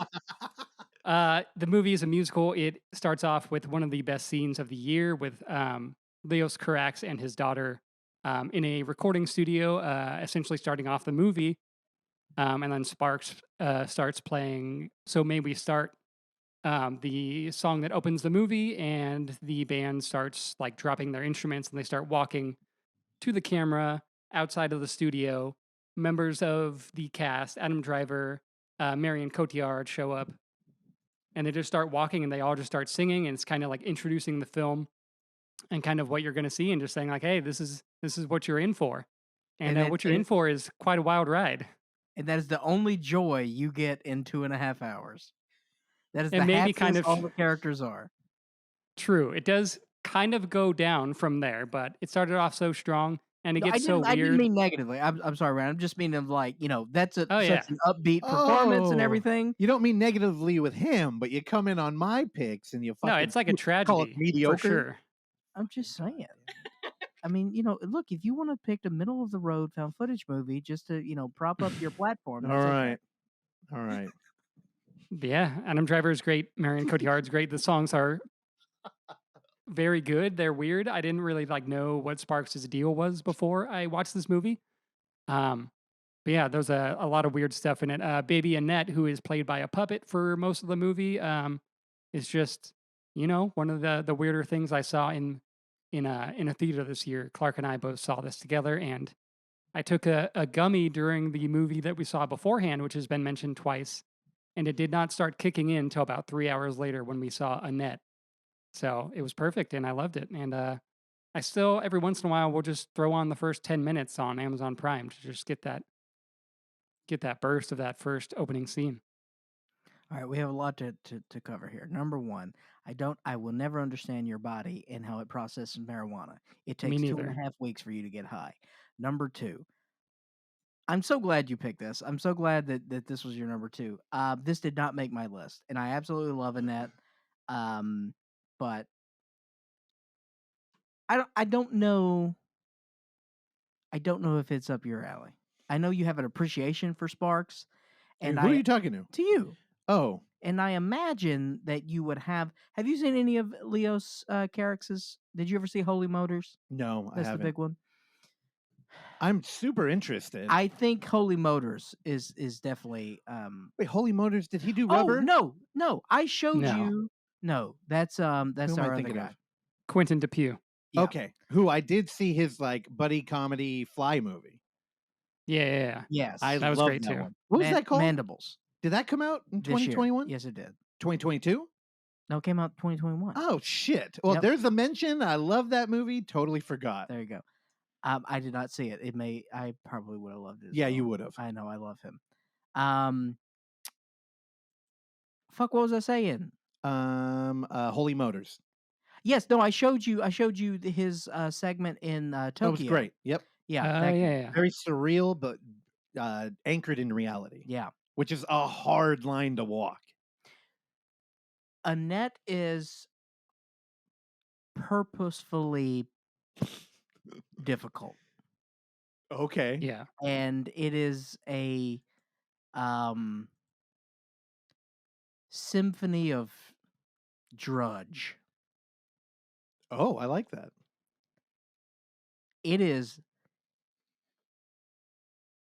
It's not the most fun watch, Okay. but it can be. Our theater, I think, Randy, we had a couple people behind us. They were digging it. I think the people to the left of us did not know where they were. I don't know if they knew that they were at the movie. They hung in there. They came for Kylo Ren and got confused. But at one point, I heard the woman go, "What is happening?" And I love that. Is it because of this puppet? Is she supposed to be human? What is up with this thing? Yeah. All right, That's a there we child go. that they have. That is played by a middle puppet. America watching Annette. Well, she's watching a GIF on a. All right, Annette is my honorary number 6. So Also- when you said the baby was played by a puppet, I'm like, okay, a swaddled baby who's you only see the face. That's fine if it's a puppet. No, it's very intentionally fake. There's a lot of like artifice in the movie that is like intentional. There's like a scene where Adam Driver and Marion Cotillard are on like a boat, and there's like a lot of like crashing waves and stuff, but you can tell it's really fake and that it's like in a studio and that there's like rear projection and everything. But I don't know, I think he's really kind of like a student of like French New Wave almost. Like he feels very like playful with the way he makes movies sometimes. And I don't know, just like emphasizing stuff like that is cool. It felt Well, like I don't know you how kind much of- money. Randy, you sound like they're doing a Douglas Sirk thing, where it's like heightened reality, but confrontedly like fake. I'm sure Douglas Totally. Sirk would be up his alley. Yeah, And his it's Nightmare a Alley. musical, you know? It's like what is more fake than people just like singing their feelings in song through a 2-hour long movie. I've seen it happen organically in Bad Trip. So Yeah. It does look like it's supposed to be like a theater stage production, but it's a movie. Yeah, I don't know. It's great. Annette. Haven't seen What it. about Benedetta? Oh, Damn. You could have just done both movies, Clark. Been like, my favorite's Benedetta. Benedetta. Benedetta. I forgot the even when I try to spell it many times, I forget the My number 2 is a film that I watched this morning. This is my ringer. Oh shit. Now, I wanna preface here. Now, if you guys remember, I'm trying. last year we did our top 5 of that year, and then we also did our top 5 of the decade because we entered a new decade. Oh my if god. you We remember. did that? We did that. Oh, that sounds And if so you remember, irritating. on my list, one of my favorite movies of the 2010s came out in 2015. We call that right smack in the middle. Is a film called Men and Chicken from Denmark. I remember. Absolutely love this film. Well, that director, Anders Thomas Jensen, had a new film that came out this year. Ooh. It's his follow-up to Men and Chicken, and it's basically most of the people from Men and Chicken, except instead of Mads Mikkelsen playing a possible victim of incest and cleft lip, he plays a soldier Boy. whose wife is killed and he's not too happy about it. Marcus, totally worth it. Marcus goes home to his teenage daughter, Matilda, when his wife dies in a tragic train accident. It seems like an accident until a mathematics geek who also was a fellow passenger on the train and his two colleagues show up. So essentially what happens is that Mads Mikkelsen is serving in a war. Mads Mikkelsen has a wife, Mads Mikkelsen has a daughter, and they get on a train. That train blows up. The wife dies. The daughter lives. There's a nerd with a tiny, tiny arm. It's explained in the film. He tracks down Mads Mikkelsen and says, I was actually on the train and I'd done some calculations and I think this was a terrorist attack. And Mads Mikkelsen is a soldier and he's looking for blood. The reason why this film works is because it's darkly comedic. And again, it's exactly what you would expect coming from just an insane movie like Men and Chicken. And these movies could not be more different, but you definitely can see the connective tissue here. And that's what I could not love this film more. You get a ragtag group of people that really shouldn't belong together, and they make a teamwork. However, they don't change throughout this movie. There is no great moment where he realizes he's beating up people on his team the entire thing because he's like, look, you are the nerds, you're getting me the information, and I'm just going to kill some motherfuckers. But then there's a twist in Act 3 that kind of throws everything on its head. It's just so much fun. It's great. I cried. I love Riders of Justice. I do realize I haven't named the film until right now. Riders of Justice came out this year. Just incredible. Love this movie. Mads Still Mikkelsen, need to check it out. It's so much fun. Now you keep saying this year, and I want to ask, 2022? What the the year that we're talking about. Okay, just want to make sure you were teasing me there. The year in reference. All right. RJ. Oh, it's my all right. What are we down to for you? Horror or indie? I have a feeling. Horror. I have a feeling I know your horror. Oh, how bold. So take a guess. I feel like you might be right. I'm going to say Malignant. No, you mentioned it in your list and it wasn't on. I said I doubled down on that. Nightmare Alley. No, that's not a horror movie. It's not. It's a noir. It's Noir-vember, dude. All right, well, pick a category. Horror. Let's just stick with horror. Your favorite horror movie of the year. My favorite horror movie. Now, what horror? God, that's a big umbrella. There's a lot under there. So I wanted to stay as like kind of basic bitch and to the point. I mean, we talk a lot about indie and overlooked horror movies on here. Every guest we have, I love them. I think they're important. That's why we share those movies with you. But this film could have even fallen. Here's the thing. When you're a horror fan, eventually you go down the path so far you become an elitist. You always have an opinion. It's what happens when you deal with shit you love. Clark has many opinions on the watches he buys. And I have many opinions on the horror movies I watch. This one, I thought very low of. Came into the theater and had to pick my jaw up off the floor because fucking Halloween Kills rocked my world. Oh, I absolutely loved it. I thought about putting it in my fantasy film. It's got kind of that like Dynasty Warriors. Like there's just one dude at the center of this town. And he's just unstoppable. Can I ask you just a quick question? Yeah. You being a contrarian your entire life, where did this come from?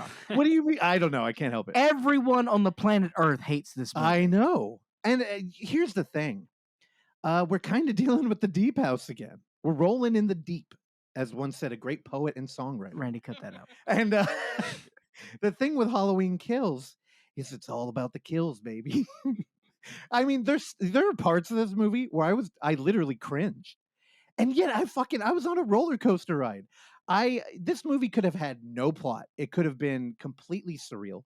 Give me some Un Chien Andalou where Michael Myers shows up at your house. You know he's coming. You're aware of the films, and yet he's going to murder you. and your maybe not boyfriend, because it's not clear, because they never mention if they're actually a couple or even if they're gay. They just are both named John and one's taller than the other. Big John, Little John. Yeah, and I mean, fantastic. I had so much fucking fun. Let's be very clear. 100% gay. They don't say it though. They're gay. I mean, I'd like to imagine them. They were very supportive. And they had a I'd hang out beautiful with them in a house. second. Yeah, for sure. Silk robes, let's party. Now, if they were both turned out to be straight, that would honestly be a little weird. That's also maybe slightly more interesting. Yeah, true. But I mean, this movie opened up in a fucking literal hole. We complained about Nightmare Alley that opened up with fire and the digging of a grave and a body, and it's like, this is literally where Halloween Kills starts. Michael Myers is in a death, a grave of death, created for him, and he crawls his way out.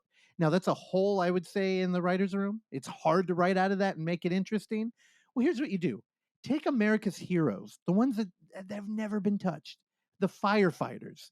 Make them feel like modern day warriors. And again, they're not armed with guns. They're armed with fucking melee weapons, which I just talked about. I loved earlier. They've even got armor. They're even prepared for fire. And they are there at the gates of hell, and they are destroyed by Michael Myers in a way that made me feel like I was fucking 12. It was incredible. It was a treatment I had never seen. And, you know, man, this movie's such a mess that I can only say that it's like a fucking roller coaster ride that robs you of brain cells, yet you'll wait in 3 hours to get back on it. Evil dies tonight. Evil dies tonight, dude. I mean, I'm getting the tattoo. I think it works out that I can have it on my knuckles. So I can evil dies. It doesn't work out. Nope. But I'll have to cancel that appointment. But I fucking loved it. And the fact that people hate it, I'm not gonna lie, it kind of it becomes that band thing in high school where you're like, your origin story. it's like, Here you know it what? comes. You don't get it. You don't fucking get it. In fact, shout out to my mom who bought me Halloween Kills shirt and pajama pants. Oh boy. They're incredibly comfortable, and they're from Fright Rags, which means they probably cost $400. Does it have the Rotten Tomato score on those? It's It's just a bunch of what 13%. what was the Rotten Tomato score? I think it was painfully low. I will say that when I pulled this up on the IMDb right now, like the name David Gordon Green and Deborah Hill and John Carpenter, the pantheon of horror icons, it's all in orange. IMDb gets it. I fucking love this movie. And I'll tell you right now, this energy, why do I feel like there's just a vampire waiting for me in the theater for the next one? It's going to drain me of my life, and I'm going to come out a husk of a human, robbed of my soul, and I'll probably fucking hate it. Word. Halloween Kills, man. I loved. Actually, it's an hour and 45 minutes too. I'm shocked. The movie blew by. The mob mentality in that one was really interesting. It too. felt like, you know, there's social commentary efforts that just fall flat and they don't work. And I think I love that. Where it's like, oh, the mob here, they're out of control. They're in the building. And it's like, and they fucking suck. And Michael Myers killed them. And also, I mean, a shout out to Scary Thoughts. They really dismantle this movie, like, systematically. They could not have hated it more. And I love that podcast because, you know, I kind of agree with them. But also, Michael Myers was fucking cool in this movie. He was kind of cool. Also, you know, a movie that didn't make my list but was very close, Scream 5. You know, honestly, Scream 5, it's just a little bit too good. And Halloween Kills, man, this is a movie that we had a JC. Yeah, and Jim Cummings at the beginning. Yeah, we had Jim Cummings and the other JC, John Carpenter. And the other JC, Jesus Christ. Indeed. Amen. Amen. It's got 40% on Rotten Tomatoes. 66 audience score. Wow, it is in the gutter. All right, cue it up. All right. We did it. Our number one film of the year. Oksana, the honors is yours. Clark is currently falling asleep. I'm so sorry. I don't feel well, and I don't know what's happening.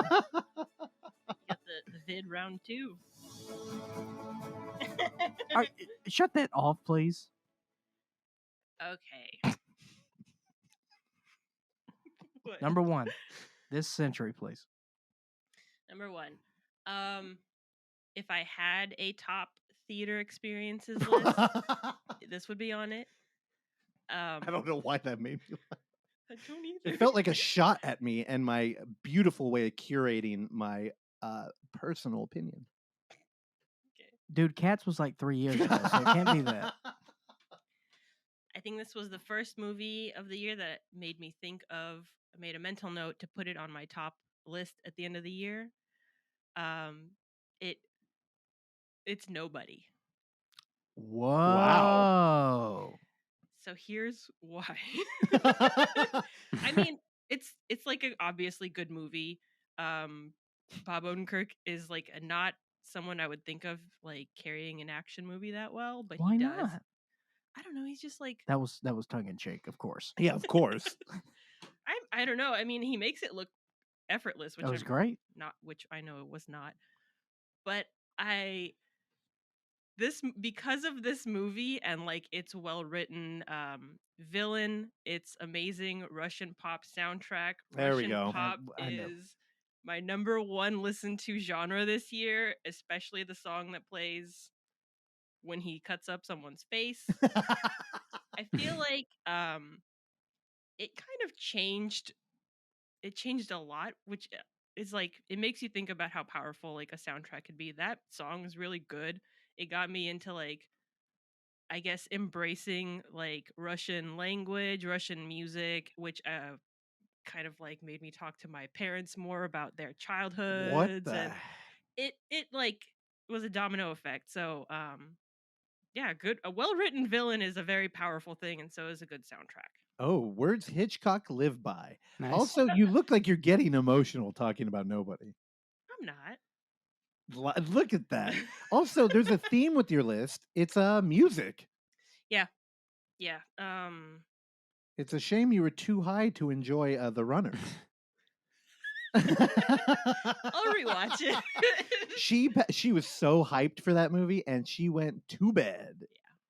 Like It was Hell late. yeah. For which one? For The Runner, the Boy Harsher For the film that we talked about last half-hour-long week. yeah. movie. Yeah. God, she conked out of that one. Like Clark in a Shakespeare film. I like that movie. All right, was that it? Yeah. I mean, I don't know. I imagined I would say more about it, but I don't know. I feel like maybe I don't need to. No, this is a great choice. Yeah, good job. I honestly had to push this out because I had a great time with this, but Riders of Justice kind of hit that spot for me. You know, I saw it twice in the theater, and the second time it kind of lost a little bit of that flair for me. I mean, it's still a great film, but like after that second viewing, I was kind of like, okay, I'm good with it. Do we even own it? Did we buy it? I'm pretty sure. Yeah. I don't think we did. I don't think you did. I don't think we did. I don't think you did. I'll have to double check. Okay. Bezos it right now, dude. Randy Michael, Yes, sir. it's go time. Did you want to guess? You felt very confident. Oh, he's throwing down the gauntlet. It's the last duel all here's, over again. Here's the thing. I have to go with this guess. Wait, you need some betting music. Come on. I have to go with this guess. I saw you've rated this movie 5 stars. You don't rate anything 5 stars. I don't see how you could crowbar in Transit into this year's list. You did not mention it in things that you omitted, so I'm going to have to guess Licorice Pizza. I would love to be wrong, by the way. You are wrong. It is not Licorice Pizza. I almost had Baby. a film by an Anderson as my number one, which would have been About Endlessness by Roy Anderson. Okay. If you would have said The French Dispatch, you would have been fired from the show. Yeah, I did not care for The French Dispatch, but I'm stalling here because we've already talked about it a lot, and we've talked about it on the show like 5 times, and it's The Green Knight. Damn, baby. 2 top 5s. Yeah, right. it's if there's anyone that could get me to give a shit about a fantasy movie, it's David Lowery, who I've really enjoyed kind of making an event of seeing his movies whenever they come out now. Pretty much since A Ghost Story, I've really just looked forward to whatever he's done. except for Pete's Dragon, which I've still not seen. But yeah, I don't know. This movie is beautiful. I think the way he works with CG and real life scenery and stuff just blends like perfectly. It's very dreamy. It's very like kind of an existential like fantasy movie. I don't know. There's a lot to chew on. One of my favorite scenes is Alicia Vikander, the second character she plays, like in the middle of the movie where she's just talking about the color green and talking about like the earth and nature and kind of like themes of the movie. And jacking him off. Yeah, and that's cool too. And then a movie that really the last 2 seconds just like completely sealed the deal for me. The in this orgasm. movie. Yeah. Yeah, Randy, in I came retrospect, kind of like he did. Randy, he came buckets. And this is the only film I saw twice in theaters this year. Oh, damn. I really wanted to see it again, but I didn't. Randy, in retrospect, you and I had a hell of a movie day that day. Yeah, Green Knight and Annette, Yeah, man. top 2. It was Randy's going away party. That's how we do it. All right. I want to point out 2 things. One, I think it's a weird twist of fate that the Green Knight had made both of your list. Honestly, when I was drafting mine, it was the first film I wrote down every time. I'm like, all right, honestly, anybody paying attention to our show, they probably think it's on mine. I am a little bit of a contrarian, but honestly, I don't know. I couldn't put it on mine. And I think it was really just I was blown away by The Last Duel. But it's fantastic that both of you who are not fans of fantasy, it made both. Yeah. And David Lowery, here's another thing, though. This is what I'm worried about with the fucking Viking movie. When it's like such in my wheelhouse, I get weird. And I'm like, I don't know if I can watch it. And I'm worried it's going to become one of these things. And the other thing that I think about constantly, and I think it actually hurts my letterbox, is what Clark did, where you came in and you thought based on a rating he gave, that would be his number 1. And honestly, part of the reason why I don't fuck with Letterboxd is I know you two will see it. I'm following the line of logic I have, dude. I'm a detective. But even on in Instagram, whenever I talk about a movie that we're gonna, or like I post a movie that's coming up on the show, I don't like to put how I thought about it because I want people to like tune in and kind of be like, all right, what do we got? But like on Letterboxd, when you straight up are putting a 1 to 5, I always get where I'm like, Randy's gonna see this instantly and just come in kind of bored. So I don't like really fuck with Letterboxd. What did you give Green Knight on Letterboxd? I think 4.5. Okay, so then how does it beat Licorice Pizza, which you give a 5? I could maybe go lower on Licorice Pizza. I kind of like rated it like the moment that it finished on the screen. I was just like, I don't know, kind of loved it, but I feel like I need to see it again as well. Now, what I just did, honestly, is unfair because, whenever we rate movies, it's a moment in time. Sure. It's a snapshot. Yeah. But it's also one of those dumb dilemmas where it's like, I don't know, we all take it too seriously. And it's like, well, people are going to look at this and they're going to think that's a 5-star for me. That's why you should do a Sean Baker. He don't rate shit. I know. And same thing with True. Mickey from the 3 Friends. He told me, there's a lot of times to just put it up there. Yeah. And I'm like, I don't think I could do it. Because honestly, when I go to Goodreads, I like to look at what I thought at that time. But again, it goes counter to the show because I don't want you guys to see it. So I don't know. I just thought that was interesting. Congratulations to you two. I am so thrilled that it made your list. Hell of a day. Hell of a day. Is that a drag queen? Hell of a day. Hell of a day. Okay. Hate it. British. You better watch out, dude. Ruinon's Back in. coming for you. My number 1 film may come as a surprise. This film was talked about a lot. I think, people are like, what's going on with this movie? I don't understand what this movie means, but it has affected me in a very deep way. And of course, I'm talking about music from Sia. Oh, wait. Dude, audience, we're paying you. Applause break. Cut it. Hard cut. They got sucked out of the room. No, we've already mentioned it. It's Titane. Oh, really? Is your number 1? It's Titane. Here's why. Because fucking cars. I'm sorry. That was my revenge for profile. I mean, upon reflection, Cars fuck. Cars do fuck, dude. Don't you forget it. So I saw Titane in Phoenix at the AMC Deer Valley, right off Interstate 17 in Phoenix, Arizona. When I got out of that movie, I didn't know, very akin to Oksana's review here. I knew that something had happened to me, but I didn't know what it was. And that movie permeated with me so much to where I just had to put it number one, because I have reflected on that possibly more than any other film. And when I think about the visceral experience that I had while watching this, there's no way for me to not put it at number one.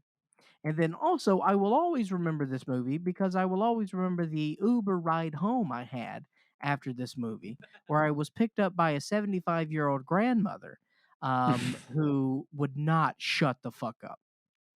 And she wanted to talk about that movie. Oh, really? Yes. She's like, so what picture did you see? That's right. I remember you telling this story. And I had to explain to a grandmother what I had just seen. So, yeah. And because now, Julia Ducournau, I mean, gee whiz, what a talent. Yeah. Raw was unreal. I believe Raw was my favorite movie that year when that came out. Raw is still the film I think about when I think about filming a band. That concert scene is still, it holds with me. Yeah. Well, the same thing with the opening of the the car opening show with as well. Titane I thought was a little cute. I also think it wasn't about the film. I think it was about masculine and feminine coming together, which is kind of like the striptease she was doing on the car. Yeah. Which I thought was beautiful. Yeah. Yeah.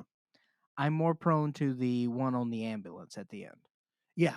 Oh, what a powerful moment. Man. Just, I mean, unreal. Just, again, visceral. And also, I think that the reason why it confused me is because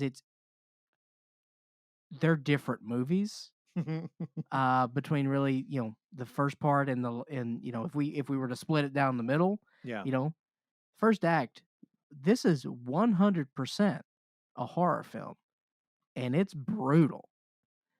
And then we go into this, familial drama where we're playing with, gender association and what all that means, and she's leaking motor oil out of her tits, and she's about to have a car baby. We don't know what's going on, and it's just beautiful. Yeah, that split is a thing I thought about a lot, where it's kind of, she's a female who's very hyper masculine, and then she pretends to be a male who's very feminine. Yeah.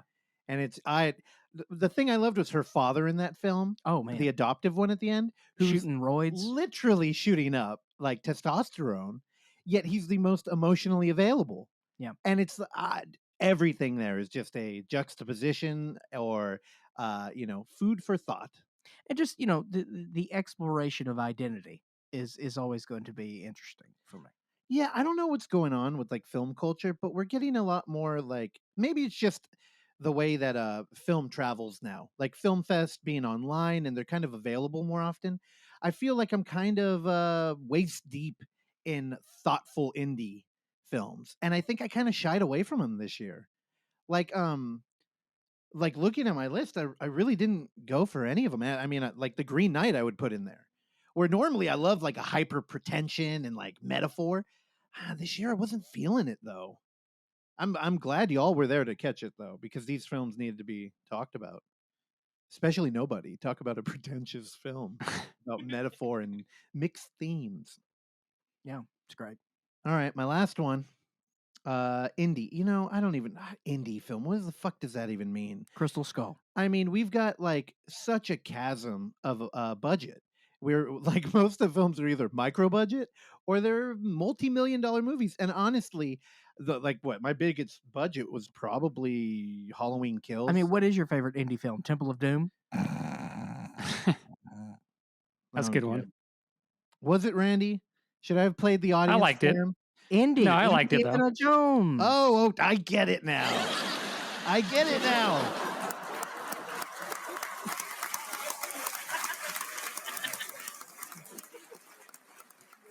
If I had the energy, I would stand up and bow.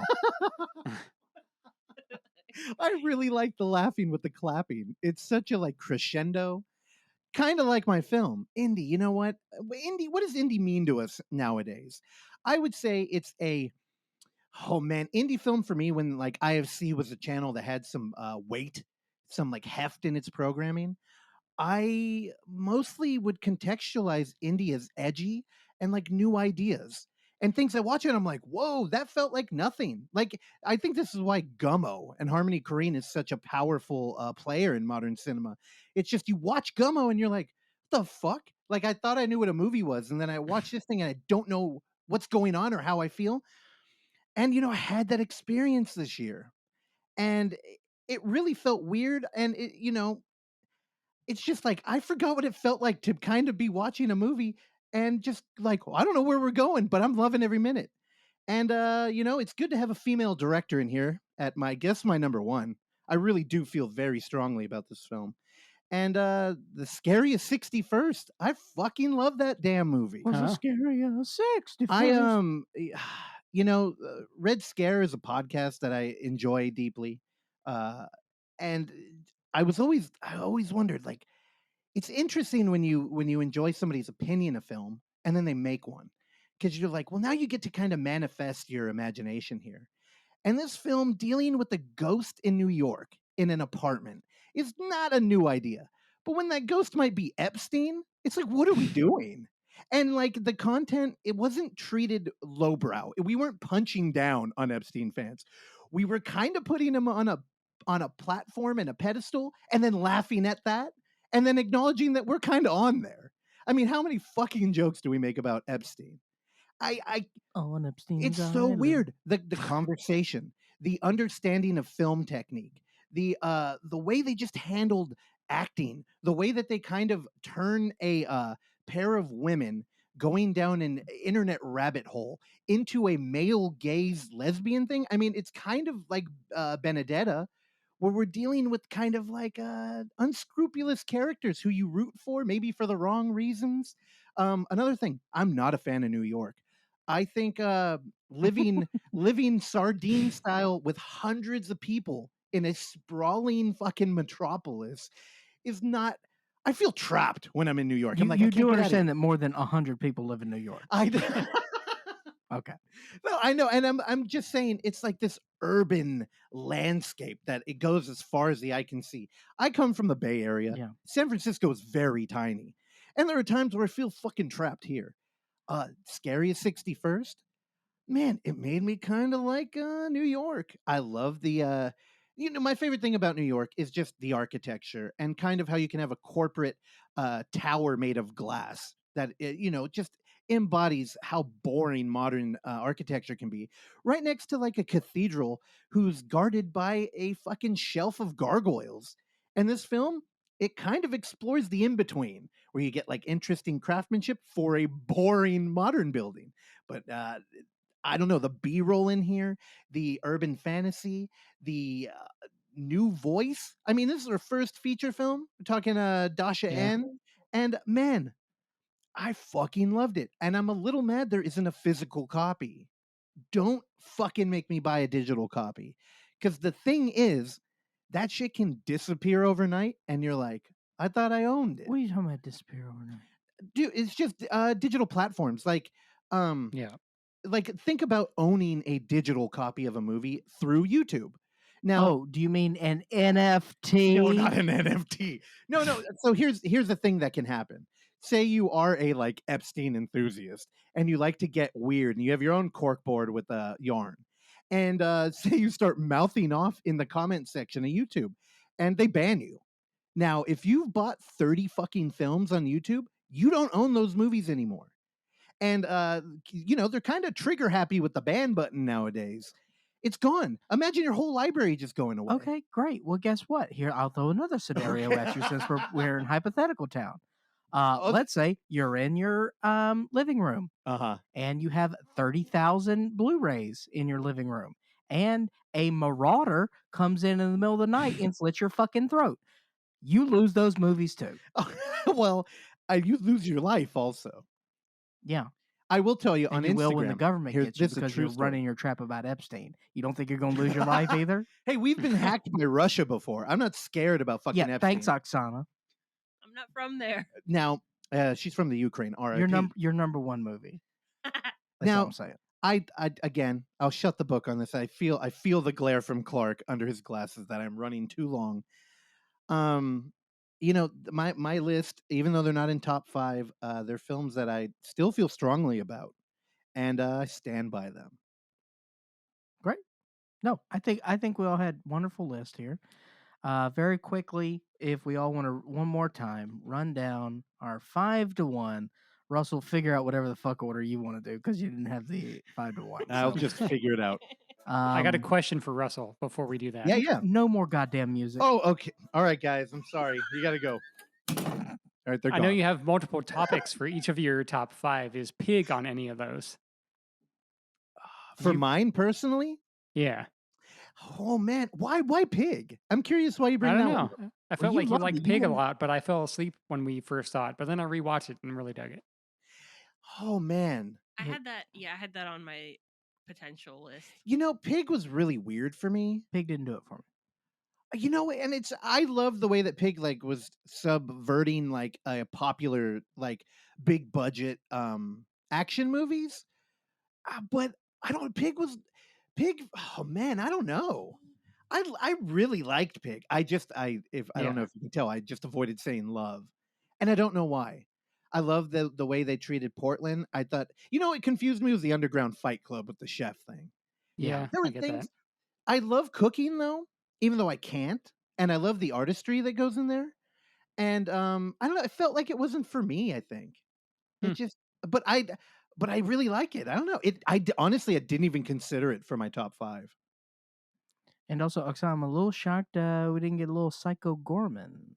I thought about it. I know. I really enjoyed Psycho Gorman. I don't know. It was tough. I mean, I had other reasons for picking what I did. Again, a film we watched multiple times. I mean, we brought the damn director on twice. I think it's just one of those things where it's like we were so exposed to it that it, you lose that passion. All right, Oksana, you're 5-1. My honorable mention was the Abadook, which is a racer trash short that blew my mind. Not allowed. 5, so mine is Kandisha, Spine of Night, Titane. Titane. The Deep House, and Nobody. Solid list. Randy Michael. Yeah, mine is I Blame Society, Summer of Soul, Labyrinth of Cinema, Annette, and then The Green Knight. Love it. Number 5, Benign. Alternative title, Bad Ben 9. Talk to Nigel Buck about it. Number 4, Benedetta. Number 3, The Green Knight. Number 2, Riders of Justice. Number 1, Titane. All right, my 5 in the order that I covered them. My favorite fantasy, The Last Duel.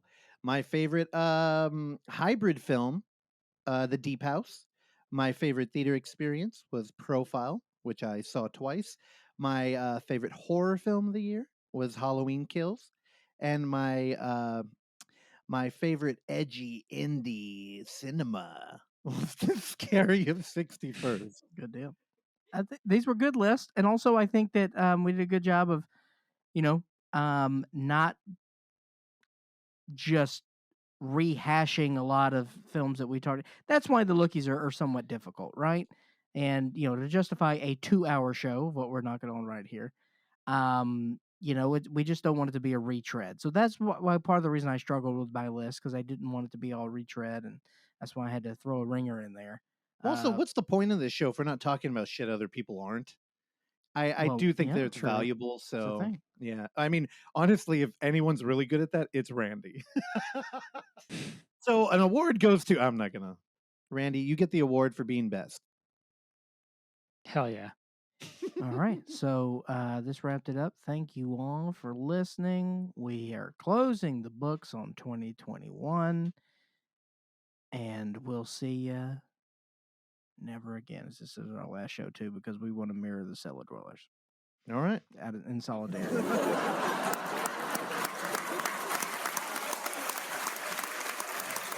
So fuck you all. Suck it. Piss on my grave.